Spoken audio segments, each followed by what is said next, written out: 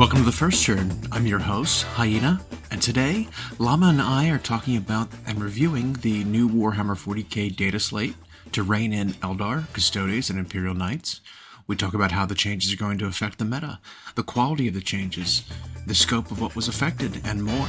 Enjoy.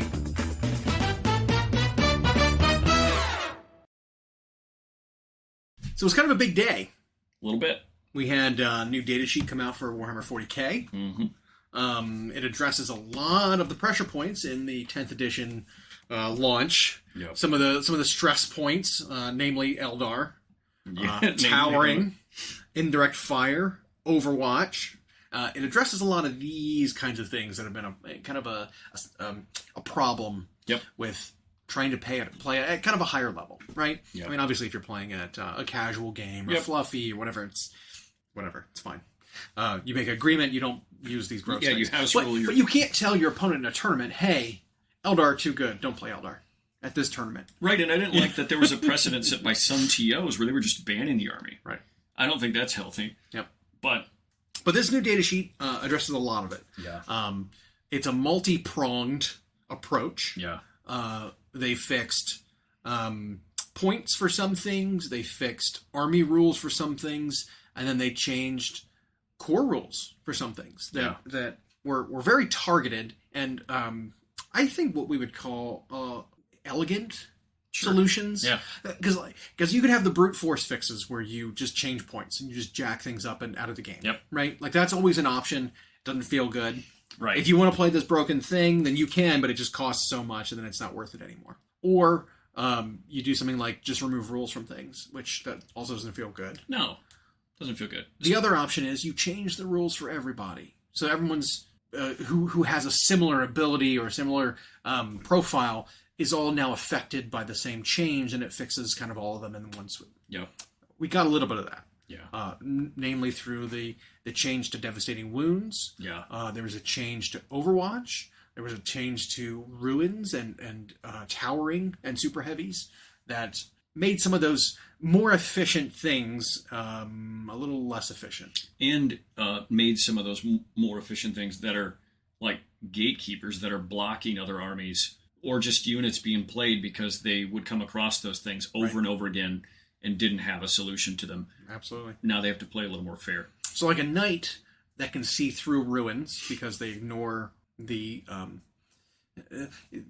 line of sight blocker that is ruins, right. the infinitely tall, box that you can't see through, that they ignored that for some reason. Mm-hmm. Silly. Mm-hmm. I mean, I would have gone in the direction of, well, I can see the knight, but the knights can't see me because I'm taking pot shots guerrilla style out of a window or something. But they made it so that it goes both ways, right? And that was the issue, is that the knight can see you, can spot you through a window, but like a plane, or I guess a plane is a bad example, but like another, like a tank or something can't. Well, the knight can. Yep. It's towering. It's like, well, that doesn't make any sense. And so it just would delete the whole monsters and tanks off the Turn field. one, you cannot hide from me. I'm going to blow you up. You move on your turn. I'm going to overwatch my knight, and it's 8 guns. That kind of thing. So they got rid of the ability to see past ruins. They got rid of the ability to overwatch on Titanic things altogether, which I think I'm okay with. Well, I mean, they get to shoot when they're in combat anyway. Right. Yep. So, and a lot of them can kick or what. So, like, they were still doing damage anyway. Right. It's fine. I think it's fine. Now, wasn't there a slight caveat to that? Wasn't it if the Titanic unit was in or on the ruins? It behaves just like anything else now. Yep. Okay. You can see through it just like any other thing. Mm-hmm. If you step onto the ruins, like the base of it, now line of sight becomes normal. Yep. And that's how everything works. Yeah. But that's still great because I think there are armies that probably avoided playing certain unit types because they knew a Wraith Knight or Imperial Knight or something was just deleting them turn one. Yep. Now you can like play them and hide them in a ruin and you're like, all right, sweet. Yep. You can actually block line of sight to it and so you don't just explode.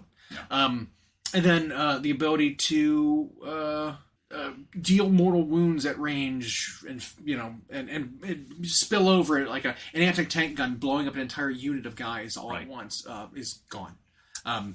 Because it was a big change to Devastating Wounds. Mm-hmm. So I'm torn on this one because while I think Devastating Wounds, the mortal wounds aspect of it had a purpose, I wish there was like two mechanics, right? They would have given some things the current version of Devastating Wounds, and other things something else that does what it does now, which namely is ignores saves when you roll that critical wound effect. So now you don't get to make armor saves or invulnerable saves. It just goes straight through to damage. But that means you can still get Feel No Pains against normal damage. It doesn't spill over because mortal wounds used to, or they still do if you can deal mortal wounds, will do damage to a unit and then go to the next guy and so on as it does its damage. Yeah, and the issue they were running into, one example that the R&D guy gave, or rules team guy or whatever, was, of course, the Wraith Knight or an Imperial Knight that has a big weapon. And it was like if they had a way to pop for the Devastating Wounds... Or just Wraith Guard with their Wraith cannons. Yeah. It would have a big flat damage number that they deal, and then once they pop for Devastating, all of it was spilling over. So then you got what he even said, we were trying to avoid intent, but when you have 2,000 data sheets or whatever to deal with, it's hard to catch it all. But these are pretty mainstay things. I mean, you gave one army like 8 versions of it. 8 versions of it. Like, what do you mean you didn't catch it? Yeah. You gave it all to the most popular Xenos army ever. And the one that can fix dice the best. It has the most reroll. Exactly. I understand like the save my ass kind of comments of like, oh, we didn't catch this. It's like, but you should have. It was like more of him describing like what their intent was versus how this turned out. And they wanted to avoid the gun that's good at everything. Right. And unfortunately, Eldar has a bunch of them because they were all Devastating Wounds, all multiple damage. And so they were just, and then they're fixing it, so they're guaranteeing their mortals doing 3, 4, 5, 6, whatever damage spilling over. So then there was no bad target. They were just, well, whatever's visible, point, click, delete, point, click, delete, point, click, delete. To an effect, devastating effect, pun intended, when I was watching some of the footage at like the Nova Open, and of course almost every round there was an Eldar player there because they were with a good record. And it was just like, what am I going against? Oh, Imperial Knights. Well, 2 of those Imperial Knights, the big ones, are dead turn 1. Yep. Because Eldar can do all this damage that just spills over. And then it was like, well, I'm going against a soupy army that has the huge cadre of the agents of the Imperium, where they're playing those like the what are the police, space cops or whatever. They play big units of those. Arbities, yeah, and because they're pretty good. Although I think they just unit capped them. They did at 11. Yeah. But and so that was the same thing. It was like, well, I'll still fire my flat 5 gun at it because if I hit the crit, I just wipe out 5 guys. Yeah, and so that obviously needed to be reined in. And rather than just hit individual units that are taking most advantage of it, they're like, well, we have to hit everything then, because otherwise some other army or some other unit's going to figure out how to do the same thing. The railgun then will do it. The next thing. Yeah. I do like the fact that it still works for things like Devastating Wounds, 1 damage weapons. It still does basically the same effect, which is nice.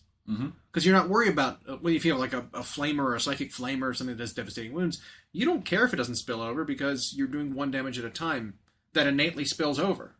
So it's like it still works for that. So it's really, the elegant part of it is that it's more impactful of a change versus things that are higher multi-damage. Yeah. But has lesser impact on things that are already low damage. And it kind of forces those higher multi-damage weapons to go back to doing what they were supposed to, which is targeting great big things. They actually hit a thing with a health pool, not just multiple guys. Yeah. And so I like it. I think it's good. Yeah, I agree. But like I said, I wish it was a different named effect. Right? I wish they still had Devastating Wounds as like something else, and then this is like Armor Breaker. Yeah. Something that's like, I ignore, saves or invuln saves only or something. Like, I wish there was more levels of it than just like all or nothing. Yeah. And maybe this was them trying to fix it without adding more keywords. Maybe. Currently. Because we've talked about that with... Well, it's like the fact that they have devastating effects or a critical effect, whether it's hit or wounds, is a cool, like, you've established what it is now. Good. But there's only 1 critical wound effect. Yeah. Period. There isn't another one. Well, except maybe like it was Blade Storm still exists as like a thing that's not universal that like Eldar get. Oh, they get it? Oh. Yeah, the Eldar get it too. Where it's like bonus AP. Right. But it's not a universal effect. It's a gun specific thing on shuriken weapons. So like there could be more critical effects that they could do on hits and wounds by defining them in the core universal rules, right? But instead they changed it instead of adding another one. Yeah. Fine. Whatever. And then, as far as like the 3 armies they seem to focus on, reining in with a lot of these rules, along with maybe some offensive units. It was Eldar Custodes and Genestealer cults were largely the targets of some of these major changes. And by, association with Eldar Knights. Because they did change some of the Knights' actual detachment rules and army rules. Plus, they get hit with the towering debuffs, the towering nerfs, the towering changes. The towering changes. Yeah, because it's not a nerf, because they also benefit from it. Now Knights can hide. Correct. So can you call it a nerf? I don't think so. Right. Yeah, and they now aren't going to get hit by the lesser weapons that, say, Eldar had, that were able to take advantage of the devastating wounds, doing billions of mortal wounds. Right. Now you got to hit them with your big lancy stuff. Custodes, they talked about at great length. Because even though they weren't winning at a clip that Eldar were, they were essentially the toughest army in the game for most other armies to deal with. Their units were too tough. And one thing they pointed out that I hadn't even thought of is, although you have stated Eldar basically got several free CP a turn with their dice fixing for free, Custodes also got more value for 1 CP every turn than like any other army. Yeah. Because they could take a big blob of 10 of their stuff and then issue it for free that turn. And so the amount of points and the amount of output that we're getting a huge stratagem benefit was too much. So they did a couple things. They capped some of their units down to max squad size of 3 or a squad size of 5. I don't know the particulars of the names of each unit, but 2 of the units got capped at 5, 1 got capped at 3. I think it was the Custodian Guards and Wardens are capped at 5 now. Yeah. And then the Alaris Terminators, I want to say, that might be it, had the 2, 3, 5, 6, which they had before, so they have max size of 6, but the points went up, I believe. Okay. There were some changes that made it so that both smaller units and fewer units because of points and caps. And now they specify also that if you have an ability in your army to get a stratagem for free, now if it doesn't specify by name what stratagem that is, it can only be used on ones that are battle tactic. Right. And so one example is something like a captain would say, like, oh, you can target a unit with a stratagem for free this turn. Well, because it doesn't name what it has to be a battle tactic one. And that also, I guess, affected some of the stratagems that Custodes maybe use. Necrons as well. And Necrons. Because Necrons is just waiting in the wing to swoop in and be the next STR army. And I think most people know that. Yeah. So with Necrons specifically, that change for their overlords or their lords was for the Resorb. They can't just do, or the combat reanimation one. They can't just do that one for free in addition to another unit doing it, kind of thing. Like you're limited with how many times you can do that. Like after you're shot, you can reanimation orb. Yeah, because they kind of had infinite reanimation, for basically free. It was interesting because we were talking about it just yesterday about how like with Necrons you need to have a different mindset, because if you're not wiping the unit out in like one go, you don't even try. No, because like. If you're not doing more than 6 reliable like casualties, you may as well not even try, because you're just going to restore models back to the unit by shooting at them. Yeah, which is like and then you've wasted a turn and they're coming at you full strength again. Yeah. And that's a great way to put it. And again, the GW guy said almost the same thing, that Necrons were this army that was just like, it had a high win percentage and it was just bubbling beneath the surface. To if they would have just targeted the armies that were a problem, like if they just would have went after Eldar, Custodes, Knights, whatever, like Necrons would have just immediately became the boogeyman because they are so good. But they were just held back by those a bit. So I think that was smart to address something that affected them like that, while also not nerfing the bejesus out of their points. Because I think our resident Necron lover, though not as much player, talked like Illuminor Xeris came down a bit or something. A lot of things, most things came down. Yeah. Most things did not go up in Necrons. Yeah. But it was pittance, 5-10 points here and there for a unit. Like Caesaris came down 45. But I mean, if this gets Silent King came down, was it 25 to 50? Well, somewhere he there. hasn't been played much at all. Yeah. This edition, but I mean, if that means they get one extra unit in the game and still have some reanimation, right? That's probably more fair than just infinite. Agreed. Same with Genestealer cult. It's like if some of their stuff got cheaper and they can just fit more units, that might be more fair than infinitely coming back for nothing. I heard something that was really funny. That was an interesting take on points decreases. And it was like, oh, what a great buff. Now I have to play more models. And it's like, we've talked about that kind of before. Yeah. Between us, where it's just changing points is not usually enough to fix an army when an army's not doing very well. In fact, players can see it as like, forcing you to buy more models. Right, you take advantage of the player by making them buy more models that are bad just to play, to fill out those points. But that's a weird way to look at it. It is. I think.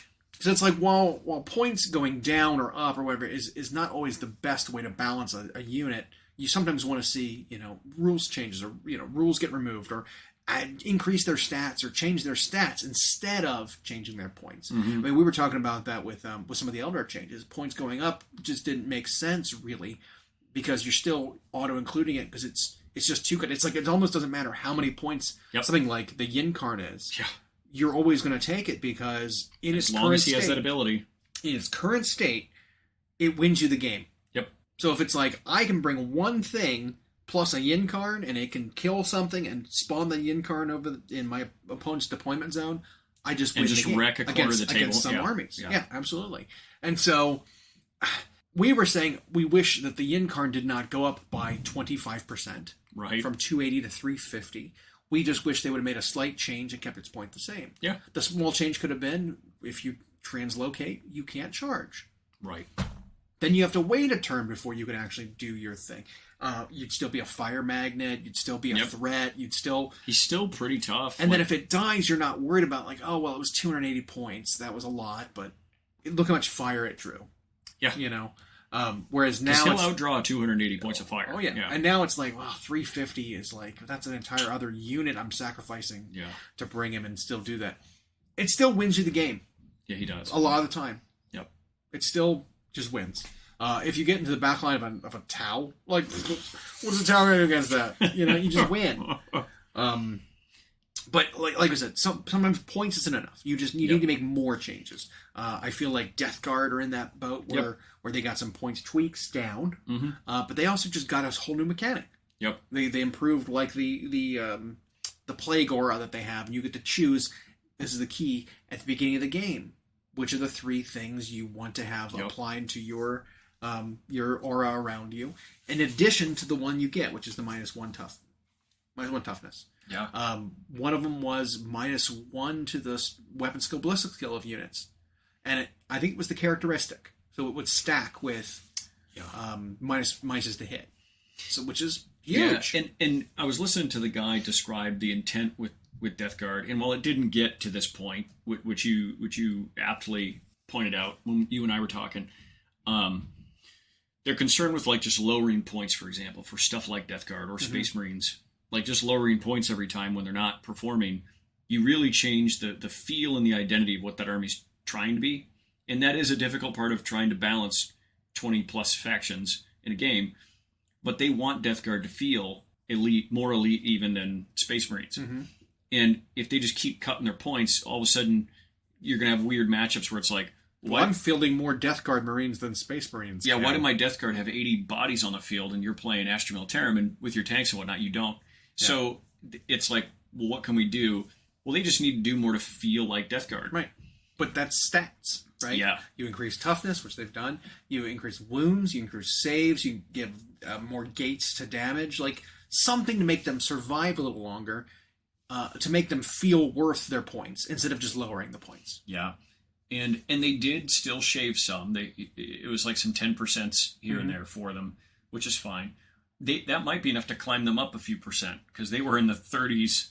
I mean, definitely the -1s to like. I feel like Mortarion all of a sudden becomes a much better option because he has a massive aura for his whatever their plague aura is. I forget what it's called.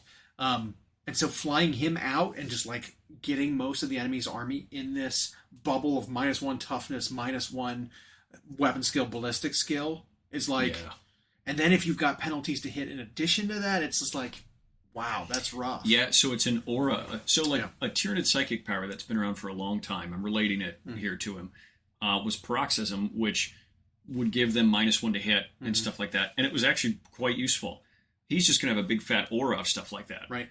I mean, he's expensive, but that might make him worth it with these changes to them. One thing, and so we hope that for them that's because they were on one of the armies on the other end that were a focus of this. Right. Death Guard, so Legion of Wotan, they targeted Tau. the thing way up here, and they targeted the things way down here. Wotan and Death Guard were touched. They got some not only points changes, but they also got their detachment abilities and army rules looked at and adjusted. Yeah. Is it enough? I don't know. Yeah, we'll see.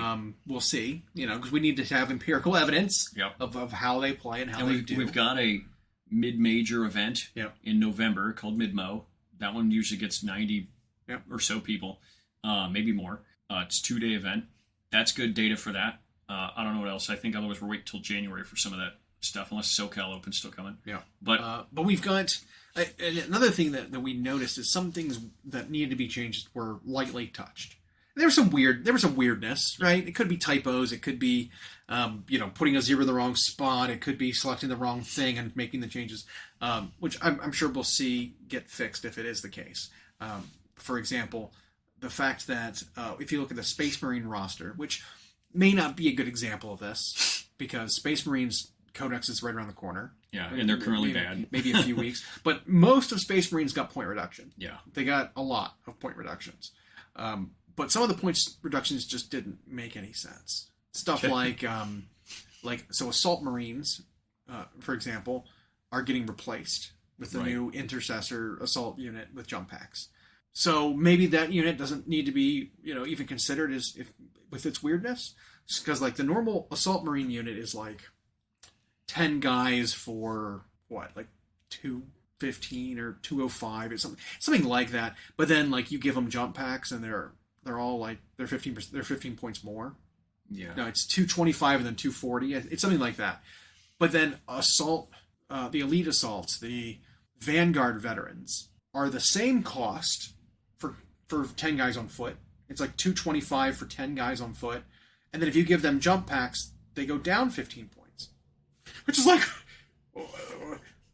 why do they go down with better war gear? It was just a weird thing. Yeah. Or it was 120 down to 105. That's what it was, 120 and 105. And then it was Assault Marines on foot are 105 going up to 120. And so it's just the swap. They're just swapped. It's the other way around. So I feel like someone selected the wrong unit and decreased it by 15 when they did the Stern Guard. I was even surprised they touched the Marines with a book potentially weeks away. Bizarre. And so that just seems like it might be a waste. Yeah. Although, side note, they did put the Tyranid points in there. Yeah. And their codex is allegedly going to say the online points are the most updated. So you kind of ignore the back of the book. So do we think the points they showed us today are the same points printed in the Tyranid book? I don't know. Because it'd be really funny if it's the day before or 2 days before people can get the codex. People can even get the codex. The points are wrong in the book. Use the online one. We've already rotted them. Yeah, that seems like bad timing. It does. And it makes me wonder why even print the points in the books. We will beat that to death. Why even put them in now that you do them online? One other thing they did that was core rules that I liked. It was a small one that I don't think people really paid too much attention to. Was insane bravery. Okay. They fixed that, which is a core stratagem that used to just basically you could wait and see if you failed the roll and then decide, nope, I auto pass it. Right. Now, this design guy said when they were designing 10th, they were trying to make Battle Shock and leadership stuff more relevant in 10th than it has been in the last however many editions. And they felt they built in a lot of rules that would make it important, but then they were afraid that they went too far, so they actually then threw the stratagem in pretty late. But it ended up a catch-all, and everyone can just use it to save the one thing they need to. So they decided to change it now that they saw leadership rules weren't getting used like they wanted them to. And so they changed it so now it's only once per game, and you have to decide to use it before taking the Battle Shock test. Right. You basically forego taking one. I still don't think that's enough. I don't. I think leadership is completely useless. Yeah. Because what does it really do for you? Most things have a 50-50 of failing. Yep. When you get below half, who cares? You're either full strength or you're dead. Most of the time. So you don't even need to worry about leadership tests because it doesn't matter. No guys are dying or running away if you fail. All it does is make your objective control 0. That's all it really does. Which most of the time it's okay, well, I'll just move a different unit to the objective. Now, I think it needs to do more. I think you need to be you're battle shocked. Well, you can't interact with give receiving stratagems. You can't interact with receiving your army's rules. You don't count as being, eligible to receive buffs and stuff from nearby units. Like Astra Militarum, for example. If you're battle shocked, you shouldn't be able to receive orders unless the order is stop being battle shocked. You know what I mean? Like, so it should be like you can't have extra shots from first rank, second rank, or you can't do your advance order from your commander nearby. You're too busy being battle shocked. You already failed that test. Yeah. You know what I mean? Like, it needs to be more. Like a unit becomes grayed out when they're battle shocked. Right. They become isolated. They're all alone. They can't receive buffs. They can do what's on their sheet, but that's it. Yeah, and that is still... Insane Bravery is now a more appropriate stratagem than what it was before. Yes. Because I think you have, again, knowing mostly Tyranids and not many others, they have designs that you can see in some of their rules, and the Codex might flesh out farther, where it looks like their whole thing is they can kind of force battle shock. They have guys that just like flat out force that sort of thing. And if so, then they could just, at a split second, now I have this objective. I don't have to kill your unit. I can just do this, force a thing. And they really couldn't do that when people just had to, wait to see if I pass. Oh, okay, spin thing and save it. And there wasn't a cap on once per game, right? Like, I think you could Insane Bravery. I think every turn. Multiple times, yeah. So we'll see if that becomes more relevant, or when something like Night Lords or whatever comes around to the Chaos Codex getting updated. Because it's always, like armies, they always build these rules in, and it just ends up a part of the army selection you just don't care about a lot of times. It falls flat every single time. Yeah. Because it's either too much, like 6th edition, for example. Oh, you failed a bravery test? Well, now you need to run away. And then you need to keep running away until you either A, reach a battle fort edge, and then you're dead. Yep. Or B, you pass your bravery check again. Or in the case of, like, combat resolution, you run away, I guarantee catch you as you're running and kill you. Yeah. Wipe you out completely. Yep. Which is insane. Like, it happened to me so many times. Because it had nothing to do with the leadership. Like, catching you and killing you thing. It was like, well, how fast are you? How fast are your reactions? Yep. Well, then I'm faster in reactions than you. You're dead. Yep. It's like, I had so many times where I'd, like, play Tau. My Riptide would get in combat. They would kill one of my drones. Yep. My Riptide would break. I'd get caught because Space Marines were all at least Initiative 4 or better. And you were Initiative 2. And then I was all Initiative 2, so Yep. you catch me, if we tie, I still die. So if I roll a 5 and you roll a 3+, you catch me. Mm-hmm. So, like, it's like this better than 50% chance of just wiping my unit out if you deal 1 damage to my unit. And that mechanic was an old holdover from Warhammer Fantasy. Yeah. Because that was in that game, and it was the worst. Because you literally had the, I can't do anything to you, Skaven slaves. Yeah. We both did no damage, but because I've got so many guys, and I'm holding a piece of cloth on a stick, I win this combat. It's like, how? And then I chase you down and wipe you out. And then I chase you out. So we'll see if that helps make Battle Shock a little more relevant, because it needs to be there. It just does. Yep. Otherwise, it's time to just phase the stupid thing out of the game. You've had like 8 editions in a row now where it just hasn't been useful.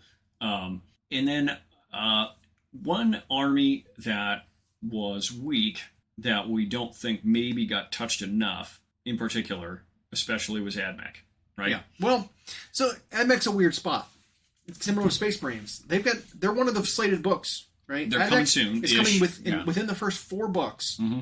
AdMech is getting updated. So maybe they don't want to make a lot of changes because they're going to get touched. The one change they did make, which was insane that it wasn't the case to begin with, was their infantry only had a 5-up save. Yeah. And it's like, why? Like, it doesn't make any sense. Yeah. It doesn't make any sense. Why was their armor save the same as guardsmen who were literally just wearing clothing? Yeah. Like, these guys are half metal, and they've got metal breastplates and augmentations. Why is their armor save the same? So, the biggest change they did was +1 save to AdMech infantry. No. They didn't touch anything about their output. No. They didn't change anything about their army rules. They didn't change anything about their weapon profiles or any of their stats. Your armor save is 1 better on your Rangers and your Skitarii Vanguard. Yeah. Okay. And some points changes, sure, but it's like, all right, that's pretty weak. Yeah. It's not even worth, like, noting almost. You know what I mean? Yeah. And so I wonder if when he made the comment about having one eye on future codexes, like, because now Necrons are performing well enough that there wasn't much really that needed to be done with them. But it also could be why their changes are subtle for now, because they have 5 detachments coming allegedly. Right. And that could affect them. But yeah, AdMech are this weird, like, we used to joke about, the joke in the 40K community used to be Astra Militarum fires flashlights. Like, that's kind of what AdMech feels like right now. They're spitting spitwads at people and then dying in droves. And they were expensive. They were like twice as expensive as a guardsman for the exact same stat profile. Yeah. It's like it didn't make any sense. So it was bizarre. Yeah. You know? Yeah, we'll see if the invuln and the tick up on their save helps them at all. They'll have more bodies on the table now, I guess. But otherwise, most of these changes we like to see. Yeah. But you can't focus on every single army and every single balance pass. No. You have to choose a few, right? Yeah. Choose 3 at the top, 3 at the bottom, make some changes to them. Try to tighten them the things in the middle, make a few minor tweaks to them to help them a little bit. Yeah. But, like, you can't fix everyone.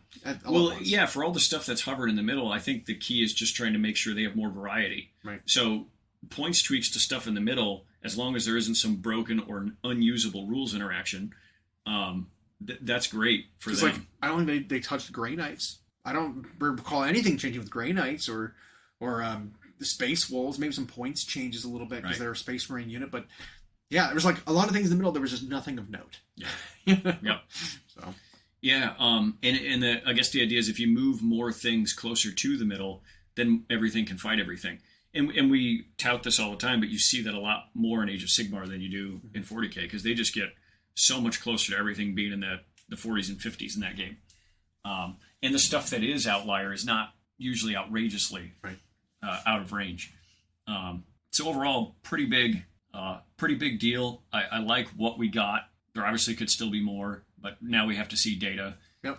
Also, finally get our hands, for those of us who don't have early access, on the Tyranids this week, hopefully. Yep, should be around this weekend. Should be nice. I know a lot of the stuff has been spoiled. I haven't actually paid attention to a lot of it yet. I want to get my hands on the book. I haven't either yet.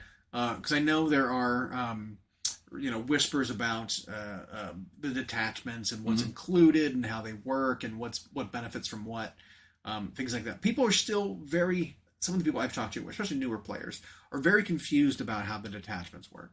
Mostly because the benefits of detachments often will specify keywords that receive benefits from it, especially with these specialized ones coming out, which should be the precedent for how they look in the future for every army. The what's it called? The Assimilation Swarm or the Endless Tide of Tyranids, whatever it was. The Tyranid Tide. Tyranid Tide? Is that right? Like Vermintide? Anyway, is a weird one because it only specifies like 4 units in the entire roster that benefit. I think it's the Assimilation Swarm. That's the one. There's only 4 units that... No, the Endless Tide one is the Gaunts and Gargoyles. The Assimilation Swarm was a different one, I'm pretty sure. So the Assimilation Swarm, there's like 4 units. One of them was the Haruspex. It's a Haruspex, the Psychophage, and then there's 2 others. But it was 4 units that you just normally don't think of together. Right. And they're the only ones that benefit. Right. So a lot of them are like that. Yeah. Because the other one was like that too.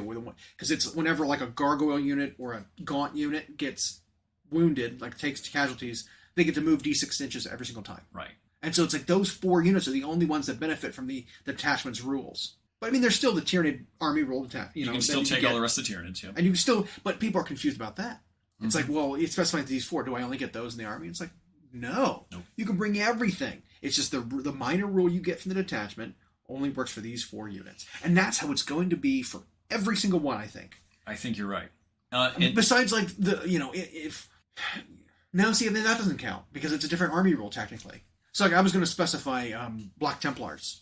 It's a Space Marine army, but they can't bring Psychers of any kind. But that's because they have a different army rule. They don't use just Oath of the Moment Space Marine rules.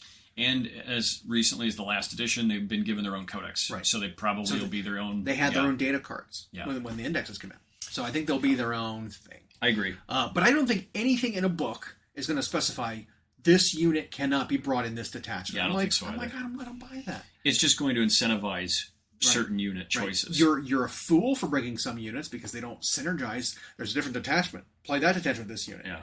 But you can still probably bring everything in every detachment. Yeah, and then they said that whatever the index version or the index detachment for each army looks like at the time they get their codex, because it could be errated, that will likely be in the codexes, because like the Tyranid one is in there. Okay. The invasion force or whatever it's called. Right. Because it's the most generalist, like it provides the whatever benefit, and I like that because now some people who got their hands on it early have done reviews of it, and they say they liked that the first thing they saw was that the 5 new detachments do not creep and just power out the original one. They're all very similar power level, with some odd choices that seem really limiting on which units benefit. Might seem a little weaker, but I would rather they're all the same or less than just immediately these new ones are better. Right. Because then what people were worried about is, well, if I'm one of those armies that is going to be stuck on my index for a year and a half while I wait for my codex to come out, or however long it's going to take. My army just falls behind. It just falls behind. Right. And it's like, well, from the sounds of it, the index detachments are so generalist that you're going to be fine. Yeah. Most likely. They might kind of even be the strongest detachment. Yeah. Unless you're specializing in what the other detachments bring. Right. So, I like that. Yeah. That's good. And speaking, and I'm super excited because I'll be getting my hands on this stuff soon. And it is, some of the models, side note, seem a little weird. I did not expect all 3 of the Neurolictor, Death Leaper, and Lictor to be completely different kits. Yeah. It's a little odd. But I guess when I look at them, they are very different. Yeah. So, and the Lictor itself makes 3 poses. Poses? Yeah. I think technically you do a 4th. Because it's 2 bodies and 2 different arm positions. They didn't show the 4th one, which I think would have looked weird. Which would be crouching plus tendrils extended. It'd be weird, You can make him a giant Hormignon. Yeah, exactly. It'd be a little odd, but I think technically you could do it. Yeah, if you want. I've seen people who had early access to the models jealous. Yeah. And they say that these newer Tyranid kits are pretty dreamy to put together, which I'm stoked about. I'm slow at assembly because I have to clean every damn mold line and fill every gap, and so it'll take me forever because I know I'm walking out with a ton of stuff this weekend. But still super excited. I'm actually more excited to play than I have been in years because, as you know, I do very little playing and so much more hobbying. But they even updated in the app already the Tyranid stuff because it's all locked. Oh, interesting. Yeah. Okay. Because like now, if I pull it up, they've got all the updated pictures for like the Death Leaper and everything in there, and the Norn and everything. Can you see the stat blocks? Well, if I go to pull it up, like Norn Assimilator, locked content. Oh, and is that because you don't have the book, or is that because... It's because I don't have the book with the code. Okay. So they're still doing that, unfortunately. Okay. But yeah, like I said, we got to see the points at least online. I was hoping the app would unlock that kind of thing. That's what I hope. Because I want to be able to see, at least even see the stats. Same. You know? Because I'm going to have to sit there and look at the book for a minute and then decide what stuff I know I'm going to pick up. But I'll pick up most of it because it's so cool looking. But I did see Barbgons went up in points a little bit. Tiny bit. Which, fine. I still think they're a very good unit. They don't do the broken thing they did before. But correct. Now they do the fair thing they're supposed to do. It's still a little under, I think. But and that was something else that was addressed, wasn't it? Indirect fire. What about it? A little bit. Well, you can't indirect and Overwatch. Correct. Which it's like, well, you're moving within 24 inches of my thing, and I can perceive you. I'm going to shoot at you, even though I don't know. Even though I'm tucked behind a building. Which that's a no-nonsense thing they should have just had included in Overwatch to begin with. Correct. Which was like, select a unit within 24 inches that begins or ends a move that is visible. Like, it should have been included already. I feel like that was an oversight. That's not a nerf. No. That's just like, oh, well, this was always our intention. Well, and I know there's the double speak from players where they will complain when stuff like this isn't addressed, and it's a problem, and rightly so. We hated some of those aspects of Overwatch because there's always been some kind of it where it's like, I can't see the unit charging me because of building, but I'm still going to Overwatch it, or I'm hiding, can't see anything on the table, but I'm still going to Overwatch it, and now it's like, well, you can't. But then there's people who took advantage of that all the time and even built whole lists around it, and now they won't be able to, and they'll immediately complain that now I have to change the way I build my list. I'm glad that it's also in any phase, really, that you move. Yeah. That you can Overwatch, because I don't like the idea of being like on the opposite side of a wall. I can't see you. You can charge me even though you can't see me. Yep. You know, and then it's like, well, even if you do that, I can then Overwatch when you're done moving after your charge. Yeah, because now I can see you. Now I can see you. I've got my guns. I was in this building for a reason, right? Yeah. Yeah. The changes we got were positive. Yeah. Didn't get everything. They were all healthy changes to the game. Yep. Like I said, the points changes, whether hit or miss, happened. Mm-hmm. Mm-hmm. Some of them were unwarranted with the changes. Some of them, I think, were, helpful. Yeah. But we'll see how it shakes out. Yeah. I don't think this is the final form of points. No. It never is, right? But I will say, if the first 2 months of the edition's existence were the most extreme in terms of win-loss ratios we see, fine. Get that out of the way now. Yeah. Because what you'd hate to see is if a brand new book comes out, and then you get this kind of win-loss distribution, right? Because of the book. And that used to happen historically, yes, absolutely, throughout Games Workshop's history, because a whole codex would be written almost regardless of what the rest of the rules of the game looked like. It would come out and break the rules in some fashion. And this detachment system, while it is reminiscent of formations, and a lot of people don't like to be told what army to play, mm-hmm. or what style of force to play, the detachment system may keep in check, to a degree, power creep. Sure. If an army that's 4 months away, or whatever the next books are, they got to be sooner than that. They said winter, right? I guess that's everything until March. But if the next armies come out and it's like, well, if Necrons and Admech don't have detachments that just supersede what they do, they just give them more things to do, along with maybe some fleshed out stratagems for them. Like, that's great, because then the people playing them now can still just keep, and the opponents who are used to playing against them don't have to think, oh, now it's a whole different... Yeah. Because that's what it was before. Do we know if anything in the Tyranids, like, data sheets changed? I don't. Okay. I don't. Because that's one thing I was curious about. Because you were talking about last week that they said that the current version of Deathleaper and Lictor mm-hmm. were primarily unchanged from the index, which we thought might have been like a placeholder kind of. Because they were so vanilla. Because they just didn't do anything interesting or cool or special.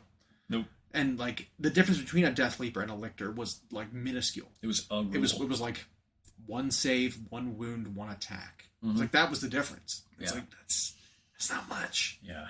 What they did specify is his save and invuln, I think, got 1 better. The Deathleaper. Okay. And then there's a detachment that lets him be taken as a warlord or a character or something. And if he's not a named one, I suppose that gives him some enhancement options, which is great, or could be great. We don't know what all those enhancements look like, because each detachment, they only showed off the rules for 2 of them. Yeah. And each detachment has its own enhancements, its own stratagems. And you only get to use them in that detachment. You only get to pick 1 detachment. So for anyone who's confused, at the start of your list building process, you pick a detachment. Yep. That's it. That's all you get. Yep. And then if you get allies or something, it doesn't grant you access to another detachment. Right. You just use your army's detachment with the allotment of allies and whatever else you can bring, and then they don't get any of their special rules or shredders or anything from their army. Right. All you get is your detachments. That's all you get to look at from then forward.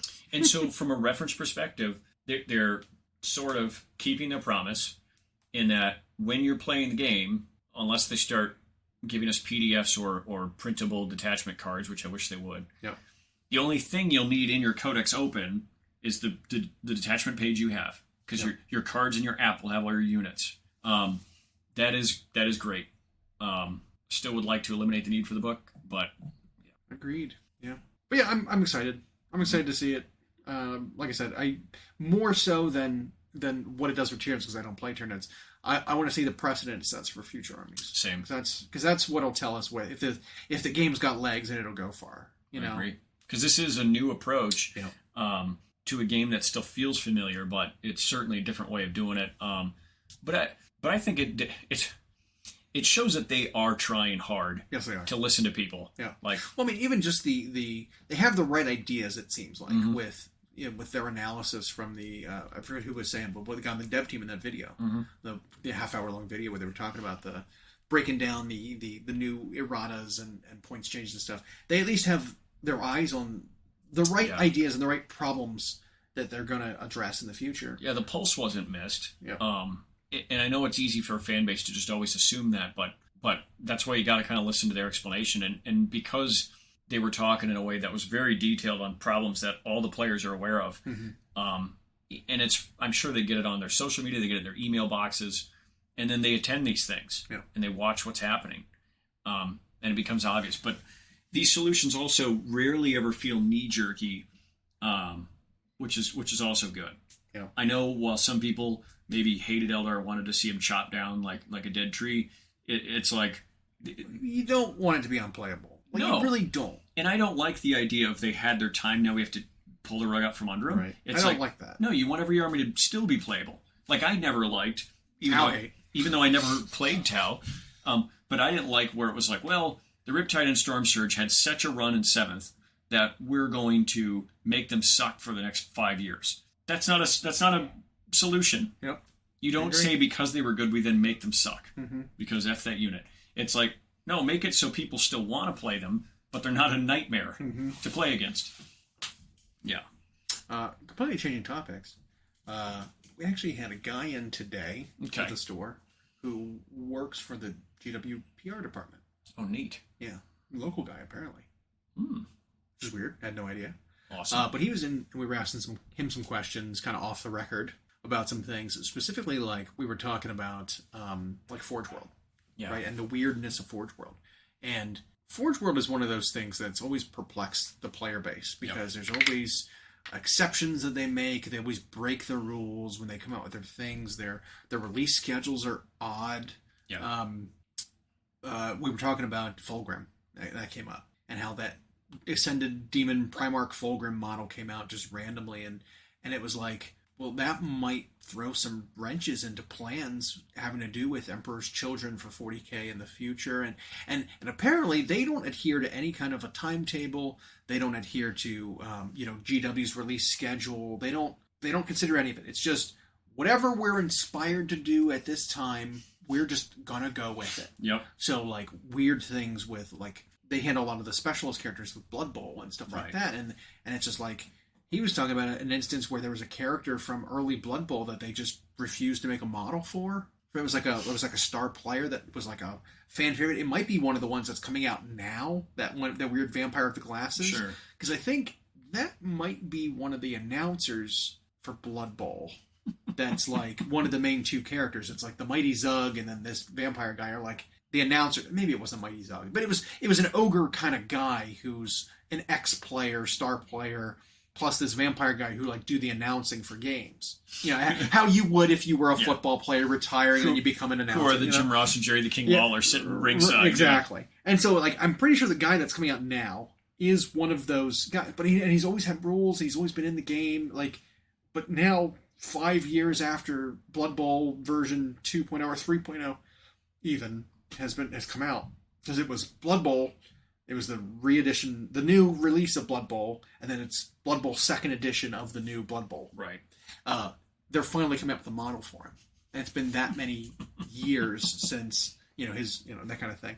And apparently they were, maybe there was going to be some weird production snafu with model coming out before its rules are released soon for a different game. That he was kind of like, well, this might be a thing that's happening where it's going to be this weird occurrence where like the model comes out and we won't have like rules for it for like a month after the model comes out. But he was also talking about, as an example of weirdness, and players generally assuming the worst.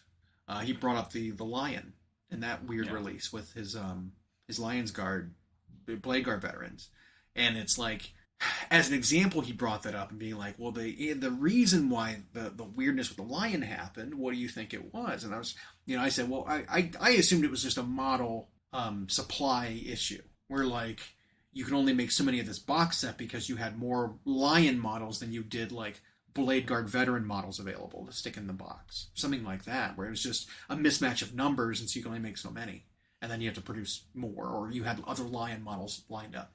But apparently it was a copyright issue with the name. They weren't allowed to use the name Lion's Guard because it had something to do with Disney, and it had something to do with the Lion King. Interesting. And like some of the lions that were in the Lion King's inner circle were called the Lion's Guard, and so they like they hit the brakes and put the kibosh on the name of that box set, and then released the lion by himself to avoid getting sued by Disney for using the copyrighted name Lion's Guard. It's interesting. It was like, oh, that's an even more bizarre and complicated reason for that than I thought there would be. And I bet companies have to.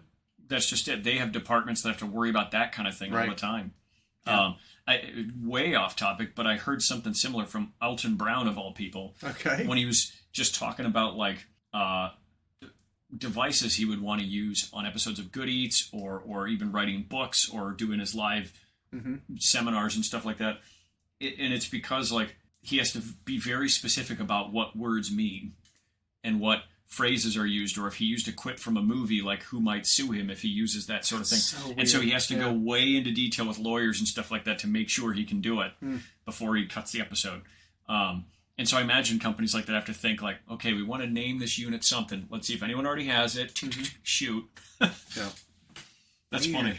Yeah, but apparently that was the reason why there was like they had to do reboxing, and they had to republish the names and like the redo box art and stuff like that with just the lion by himself, because they weren't allowed. They wanted to like pretend it never happened so that no one caught on to the fact that it was a thing, and then they got rid of the coin. Like they got rid of the coin frame for Lion's Guard, and just kind of moved on from it, and then finally released the lion. And that is so weird, but it is believable. And you're right. I think players and fans, when we're on the outside looking in and we're just thinking from consumption standpoint, we just feel like we got screwed, or they didn't produce enough, or they dropped the ball. It's like, nope, they might have had to go through a whole thing like that they don't bother telling the public. Yeah. But then the public feels like they're owed that explanation. Right. I don't know. Like, are they really going to stop and tell us about every IP they have to worry about? Like, that's, I don't know. Well, why do you think they come up with such weird names for things? Because like things are copyrighted. Yeah. You can't, come up with the name Interceptor because that might be a thing. Yeah. So it's like, oh, can't do that. That's a Star Wars IP thing. That's a TIE fighter. Yeah. So call them Inceptors because that's a made up word. Stuff like that. So I get it. It's like why do they go by, instead of Space Marines now? Why do they go by the Astra Militar or the Adeptus Custodes? Yeah. Or not Imperial Guard? It's Astra Militar. They have to come up with these weird names for things because everything else is copyrighted. It can be known as something else in common language. We call them Space Marines, but they're officially this. Right. Like this made up hack Latin. Yeah, they can no longer officially claim this is what they're called, even though they are. We call them that. Right. So, and that's also why they have to do things like Primaris Intercessor instead of just Space Marine. Yeah. Makes sense. It does. And that way they get to protect their own brand, because nobody's going to use that. No one's going to try to come up with that. Just like, what do we need to call this thing? I got it. We'll call it a Primaris Intercessor. It's like, no. Or like in Stormcast for their 10,000 characters, like no one's going to say Knight Veritant or whatever. Exactly. I don't know if that's a real one. That is one. Okay. Yeah. But they have to. No, it's a Lord Veritant. Sorry. Lord Veritant. So they have to keep making up names, because if they just would have said Night Lord, like you could end up with a problem. Yeah. Yep. Exactly. Interesting. That is another side of the business I think a lot of people don't get to think about. Yeah. But it helps you understand more what they got. It could even lead to product delays. Right. They might have had a name for something. And I think that's kind of why the Lion, there was such a gap there before he was released by himself. Yeah. Because it was like, well, we got to have new boxes printed now without the other guys in the box. Lion's Guard, yeah. We got to go back and repackage all these things. We have to make a new box, put it through the thing. Exactly. So, it's interesting.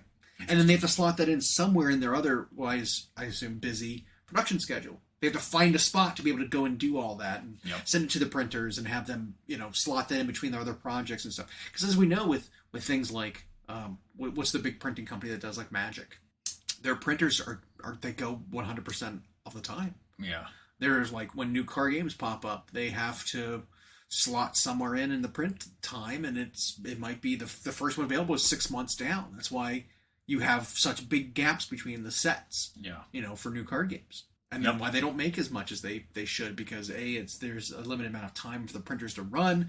It's expensive. Right. You know, if you didn't print enough, well, you don't have another slot until, you know, weeks or months later. Yeah. It could be the same thing with like boxes and cardboard and things like that. Because they probably had to cut a different box size and then, you know, take a different picture 100%. Of them to quickly throw it up for the cover. Yeah. And again, it's like, even when you explain this stuff to people, they still want to take their stance and feel like they're just getting screwed. Yeah, but I wanted it. Yeah. I'm sorry. And so they're like, well, then couldn't they come out and say that? It's like, would you have accepted that answer, or would you said this is corporate bullshit? Yeah, right. So... Or even if you accepted the answer, but like, well, you should have thought of that ahead of time. Should have thought of that before. You should be fired, because they reach for the extreme, right? You know, whoever did this needs to lose their job over it. It's like, needs to have their livelihood destroyed. Come on. And it's like, but this stuff, they have to deal with it, especially with the sheer volume of stuff they have to make. Mm-hmm. It's like, what do you think they're doing when there's a big gap in releases, or we're waiting long for? Do you think they're sitting there laughing while they hear the money sound in their head and just not printing anything? Mm-hmm. It's like, no, those things are running all the time. The machinery is probably very precise, and so you have to stop it, put a new whatever in it in order to print something else, and so that's a big deal, and that can delay all kinds of stuff. And for all we know, the Tyranids may have been delayed. We wondered that if the Tyranids and Space Marines were delayed, maybe they were, and this kind of thing is a part of it. Yep. So because it was a big gap between 10th edition coming out, and then when we saw the announcements, and it's like we're twiddling our thumbs waiting for a new release, and it's crickets. And editions rarely start that way. Yeah. And it could have also been a combination of, well, let's have everybody on the same playing field right now, play for 2 months. Yeah. But see what happens, see what everything looks like. But all of that plus the behind-the-scenes stuff could be why. And I'm fine with that. Still getting our goodies eventually. Yeah. Still going to eat good tomorrow, that's for sure. Oh, yeah. Well, we could eat good today, too. I mean, yeah, let's eat. Thanks for listening. We hope you enjoyed. Check out our new episodes every Friday on Google Podcasts, Spotify, and Audible, or on Podbean. You can also follow myself and Llama on Instagram for more. We are at Hyena Paints Minis and at Llama Paints Minis. Music provided by Kevin MacLeod at incompetech.com. And as always, we'll catch you next time.